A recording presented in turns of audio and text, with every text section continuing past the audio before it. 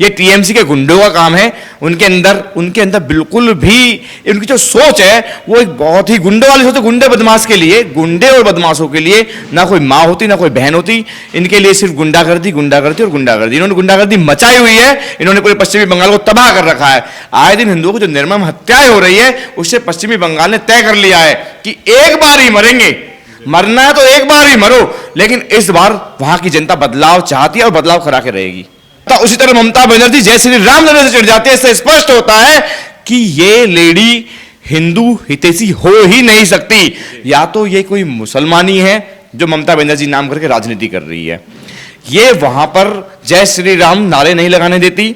इससे स्पष्ट होता है कि ये हिंदू है ही नहीं। और अगर हिंदू है भी तो इसका सेक्युलरिज्म का जो कीड़ा है वो इतने सर पे ऊपर चढ़ चुका है कि ये लेडी मुसलमानों को मोहित करने के लिए, उनका वोट बैंक की राजनीति के लिए ये कुछ भी कर सकती है। जब कत्लेआम करवा सकती है तो नारे जय श्री राम में क्या है? तो जय श्री राम को नारा वहां नहीं लगने दे रही। तो इससे स्पष्ट होता है कि ये दूसरे पक्ष को मोहित करने के लिए इस तरह के काम करती है। ये बेटी नहीं है, ये राक्षसी बेटी हो ही नहीं सकती। ये भारत की बेटी नहीं है। भारत इसको स्वीकार नहीं करता और भारत अब इसको मुंह तोड़ जवाब देगा।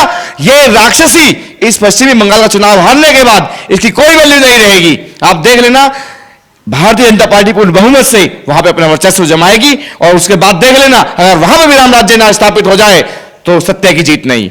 नमस्कार दोस्तों, मैं मोहित सिंह और आप देख रहे हैं भारतीय टाइम्स। और हम बात कर रहे हैं बंगाल चुनाव की। जिस तरीके से बंगाल में ममता दीदी के समर्थन में पहले अखिलेश आए, फिर उसका तेजस्वी आया और अब शिवसेना भी उतर चुकी है। और शिवसेना के संजय रावत का एक बयान भी आया कि असली शेरनी ममता बनर्जी हैं। तो इस पर चर्चा करने के लिए हमारे साथ जुड़े हुए हैं संजीव भाटी जी। संजीव भाटी जी, किसे किसे देखते हैं सारे चोर मौसेरे भाई बन के एक पार्टी को हराने के लिए जुट हो गए हैं?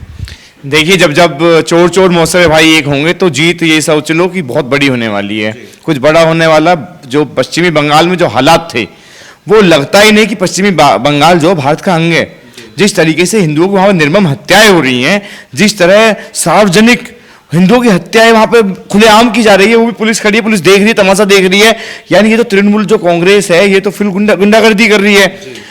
तो ममता बनर्जी के समर्थन में ये अखिलेश यादव और ये शिवसेना वगैरह जो उतरे हैं, मैं ये कहता हूँ जो शिवसेना हिंदुओं की रक्षक हुआ करती थी, जो हिंदुओं को यूज कर करके और नाम कमा के आज वो हिंदुओं की ही दुश्मन बन गई है, तो ऐसी शिवसेना का क्या फायदा? और जो ये अखिलेश यादव वगैरह जो ये गंदी राजनीति करते हैं, धर्मनिरपेक्ष राजनीति जो ये कर रहे हैं कि ये तुष्टीकरण की राजनीति की एक तरफा राजनीति कर रहे हैं कि आप मुस्लिम पक्ष को ले रहे हो। ममता बनर्जी ने हिंदुओं का कत्ल कराने का ठेका ले रखा है, आप उनका समर्थन कर रहे हो। तो इससे तो साफ स्पष्ट होता है कि आप लोग जो है हिंदुओं के विरोध में हैं।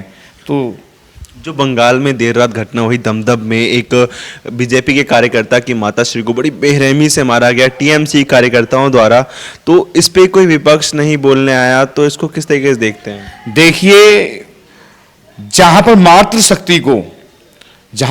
शक्ति को दुनिया चरणों में पड़ती है, पैरों में पड़ती है, जो कि भारतीय जनता पार्टी के हमारे आदरणीय जो प्रधानमंत्री नरेंद्र मोदी जी, आपने देखा होगा वो माता सबको अपनी माता मान के और पैरों में पड़ जाते हैं।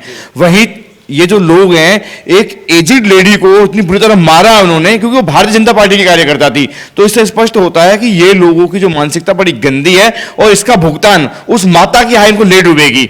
ये जो बंगाल का चुनाव है आप देख लेना, इसका रिजल्ट मैं आज ही डिक्लेयर कर देता हूं, ये बहुत बुरी तरह इस बार हारेंगे और वहां की जनता बदलाव चाहती भी है और बदलाव अवश्य होगा वहां पे। एक तरफ टीएमसी कहती है कि बंगाल को अपनी बेटी चाहिए और दूसरी तरफ एक बंगाल की बेटी पे ऐसा प्रहार, इस चीज को कैसे देखते हैं? ये ममता बनर्जी अपने आप को बेटी कहती है। एक बेटी जो अपने परिवार के लिए इतनी समर्पित होती है, डेडिकेटेड होती है, अगर पश्चिमी बंगाल की वो बेटी है और अपने आप को बेटी कहती है तो उसको तो पश्चिमी बंगाल को बचाने के लिए युद्ध करना चाहिए था ना। वो आए दिन हिंदुओं का कत्लेआम करवा रही है। ये तो ऐसी तो बेटी होनी नहीं चाहिए। ये तो सुपर्ण है, ये बेटी नहीं है। ये राक्षसी बेटी हो ही नहीं सकती। ये भारत की बेटी नहीं है। भारत इसको स्वीकार नहीं करता और भारत अब इसको मुंह तोड़ जवाब देगा। ये राक्षसी इस पश्चिमी बंगाल का चुनाव हारने के बाद इसकी कोई वैल्यू नहीं रहेगी। आप देख लेना, भारतीय जनता पार्टी पूर्ण बहुमत से वहां पे अपना वर्चस्व जमाएगी और उसके बाद देख लेना अगर वहां पे भी राम राज्य ना स्थापित हो जाए तो सत्य की जीत नहीं। एक तरफ हमारे देश से कुछ ऐसे पत्रकार भी हैं जो सवाल उठाते हैं कि अगर बीजेपी के प्रवक्ता से उन्होंने सवाल किया, राजदीप सरदेसाई जो बहुत बड़े पत्रकार हैं, वो एक सवाल पूछते हैं उनसे कि अगर टीएमसी के कार्यकर्ताओं ने ही मारा है उनको, उन लेडी को, तो उसका सबूत दें। ये किस तरीके की राजनीति चल रही है? देखिए, सबूत तो ये सबूत देना काम है कोर्ट का, वो कोर्ट में दिए जाएंगे। सबूत कोई पार्टी का काम नहीं है देने का। जब कार्यकर्ता को मारा है, मैं नहीं मान सकता इस बात को कि कोई भी पार्टी एक माहौल बनाने के लिए इतनी एजिड लेडी को पिटवा देगा। ऐसा मैं नहीं, बिल्कुल नहीं मान सकता। भारतीय जनता पार्टी ऐसा कर ही नहीं सकती। ये टीएमसी के गुंडों का काम है। उनके अंदर बिल्कुल भी उनकी जो सोच है वो एक बहुत ही गुंडे वाली सोच है। गुंडे बदमाश के लिए, गुंडे और बदमाशों के लिए ना कोई माँ होती ना कोई बहन होती। इनके लिए सिर्फ गुंडागर्दी और गुंडागर्दी। इन्होंने गुंडागर्दी मचाई हुई है। इन्होंने पूरे पश्चिमी बंगाल को तबाह कर रखा है। आए दिन हिंदुओं की जो निर्मम हत्याएं हो रही है, उससे पश्चिमी बंगाल ने तय कर लिया है कि एक बार ही मरेंगे। मरना है तो एक बार ही मरो, लेकिन इस बार वहां की जनता बदलाव चाहती है और बदलाव करा के रहेगी। इस पे टीएमसी कह रही है कि उनको मारा नहीं गया, उनको कुछ बीमारी थी इसलिए उनका मुंह सूजा हुआ है। ये किस तरीके की राजनीति? देखिए, जो चोट है वो पूरे ऐसे तो नहीं है कि वो चोट से टीएमसी के गुंडों ने देख के बता दिया कि ये तो चोट लगी नहीं है। वो चोट मेडिकल में भी क्लियर हो चुकी है। वो चोट पूरे भारत देश ने न्यूज चैनलों पे भी देखी है। जिस तरह से चेहरे पे जो चोट आई वो साफ दिखाई दे रही है। एक माता को आप मार रहे हो तो फिर आप इस देश के अंदर राजनीति करने लायक नहीं है। आपको जनता जवाब देगी और बहुत जल्दी जवाब उसका आपको मिलने वाला है। अच्छा, ममता बनर्जी को जय श्री राम से दिक्कत होती है, यहाँ तक कि कोई जय श्री राम बोल दे तो उनको गिरफ्तार कर लिया जाता है या तो मरवा दिया जाता है। तो ये किसको खुश करने के लिए जय श्री राम से चिढ़ती हैं? देखिए, जिस तरीके से रावण श्री राम जी के नाम से चिढ़ जाता था, जिस तरीके से रावण श्री राम जी का नाम लेने से चिढ़ जाता था, उसी तरह ममता बनर्जी जय श्री राम लेने से चिढ़ जाती है। इससे स्पष्ट होता है कि ये लेडी हिंदू हितैषी हो ही नहीं सकती। या तो ये कोई मुसलमानी है जो ममता बनर्जी नाम करके राजनीति कर रही है। ये वहां पर जय श्री राम नारे नहीं लगाने देती। इससे स्पष्ट होता है कि ये हिंदू है ही नहीं। और अगर हिंदू है भी तो इसका सेक्युलरिज्म का जो कीड़ा है वो इतने सर के ऊपर चढ़ चुका है कि ये लेडी मुसलमानों को मोहित करने के लिए, उनका वोट बैंक की राजनीति के लिए ये कुछ भी कर सकती है। जब कत्लेआम करवा सकती है तो नारे जय श्री राम में क्या है? तो जय श्री राम का नारा वहां नहीं लगने दे रही। तो इससे स्पष्ट होता है कि ये दूसरे पक्ष को मोहित करने के लिए इस तरह के काम करती है। जिस तरीके से कांग्रेस का सफाया हो गया पूरे भारत से कि जैसे वो राम भगवान को काल्पनिक मानते थे, तो कहीं ना कहीं जिस तरीके से ममता बनर्जी राम भगवान के नाम से चिढ़ती हैं, तो कहीं ना इनका भी सफाया तो नहीं हो जाएगा बंगाल से? देखिए, मैं तो एक बात जानता हूं, और मैं क्या जानता हूं पूरी दुनिया ही जानती है। जिन्होंने भी जय श्री राम का नाम लिया है, जिन्होंने भी श्री राम का नाम लिया, वो पार गया है। महात्मा गांधी जी ने श्री राम जी का नाम लिया था, तो इसलिए कांग्रेस पूरे देश में छाई रही। 75 सालों तक राज किया, 75 साल राज किया उन्होंने, क्योंकि उनके एक जो नेता थे महात्मा गांधी, उन्होंने राम जी का नाम लिया था, तो उन्होंने बेड़ा पार लगा दिया।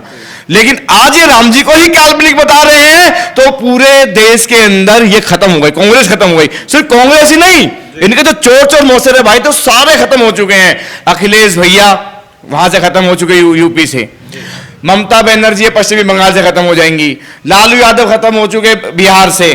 तो जिसने भी राम जी को काल्पनिक बताया है उसको सजा बराबर मिलेगी, और ये आप लोग भी देखेंगे और हम लोग भी देखेंगे। और बंगाल में अब बहुत अच्छा होने वाला है। पश्चिमी बंगाल की जो जनता त्राही कर रही थी, जो लोग बिल्कुल घुटन महसूस कर रहे थे, वहां पे घुट के जी रहे थे, अपने ही देश के अंदर हिंदू ही काटे जा रहे थे, तो अब न्याय का समय आ चुका है। जिस तरीके से दमदम में जो घटना हुई बीजेपी कार्यकर्ता की माता जी के साथ, अगर कहीं यही बीजेपी ने एक घटना टीएमसी के साथ किया होता तो क्या तब तो विपक्ष पूरा उलट के आ जाता कि हाँ ये गलत हुआ, ये गलत हुआ। लेकिन जब बीजेपी के घर में ऐसा कुछ हुआ तो कोई कुछ बोलने तक नहीं आया, कोई टिप्पणी नहीं, बिल्कुल भी। देखिए, अगर ये उल्टा हो जाता ना तो पूरे देश को आगजनी के हवाले कर दिया जाता। सारे चोर मास्टर भाई एक हो जाते, परिवहन को आग लगा दी जाती, बड़े बड़े धरना प्रदर्शन किए जाते। तो ये साफ स्पष्ट है कि इन लोगों का जो राजनीति करने का जो स्तर है वो काफी गिर चुका है। तो अब ये देश के अंदर राजनीति करने लायक नहीं है। ये काफी शर्मनाक हरकतें कर रहे हैं और ये हरकतें इनको ले डूबेगी। ममता बनर्जी मोदी जी को तानाशाह कहती हैं, वो गुंडा कहती हैं, तो ये किस तरीके की राजनीति कर रही हैं जो गुंडा तानाशाह? तो और क्या उनको खुद नहीं दिख रहा कि वो क्या कर रही हैं? देखिए, चोर को दूसरा भी चोर ही नजर आता है। जो चोर होगा उसको चोर नजर आएगा, गुंडे को गुंडा नजर आता। तो ममता बनर्जी जिस तरह की हैं तो उनको दूसरे नेता में भी वही चीज नजर आती है।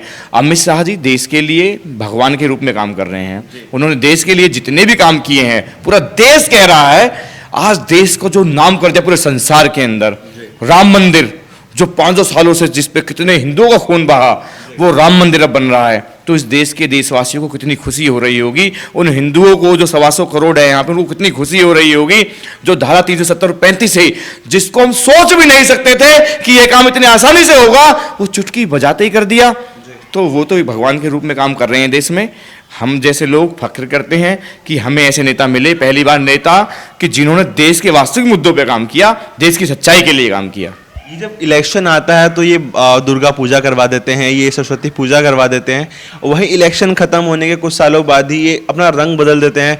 ना भगवान की बात होती है ना कुछ, अगर करने की पूजा करने की बात आती है तो उसको बंद करवा देता है कि नहीं पूजा नहीं करना। इस चीज़ को कैसे देखते हैं आप? देखिए, जब इलेक्शन आते हैं तो ये सिर्फ दिखावा करते हैं। इनका काम होता है अब दुर्गा पूजा करवाओ ताकि हिंदू सोचे कि हाँ भाई ये जो लोग हैं ये अब आस्था में विश्वास करने लग गए हैं, और अब हो सकता है कि ये जो हैं अब हिंदुओं के साथ ऐसी चीजें, ऐसी घटनाएं ना घटित हों जिस तरह से ये कर रही थी। लेकिन ये सिर्फ दिखावा है, और जो दिखावे की जो राजनीति होती है उसकी सच्चाई से कोई वास्ता नहीं होता। लेकिन जो भारतीय जनता पार्टी है उसको वहां की जनता चाहती है कि भारतीय जनता पार्टी आएगी तो ही हम लोग बच सकते हैं, अदरवाइज हम लोग अपने ही देश में इसी तरह मारे जाते रहेंगे जिस तरह से आज तक मारे जाते रहे।